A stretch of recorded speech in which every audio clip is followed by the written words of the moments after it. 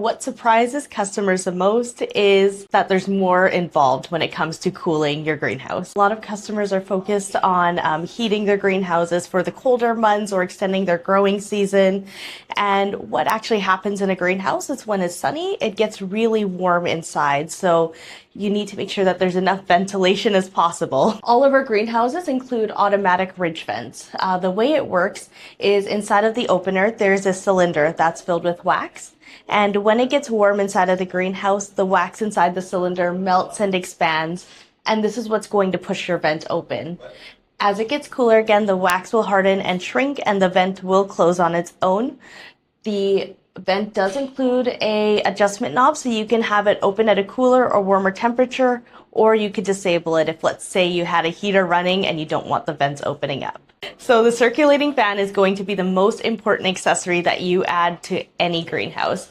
So this is going to force the air to move around, and it's going to help eliminate those warm and cool air pockets, creating a more consistent temperature overall. If air stops moving inside of the greenhouse, this is going to lead to issues such as condensation and potential mold growth, which will affect the growth of your plants. During the colder months, when you have your heater running, ideally you're going to want to place your heater closer to the ground, and you're going to want your fan facing downwards. What this is going to do is it's going to push the hot air upwards. So this is going to create a circular motion and consistently heat your greenhouse throughout. In addition to roof vents, we do offer side vents, which is another great passive ventilation option.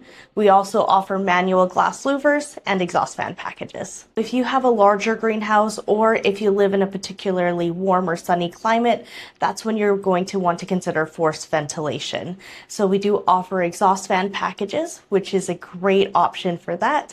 It's going to force the air to move through the greenhouse, and it's all controlled by a thermostat. One mistake that we see most often is not having enough ventilation to start.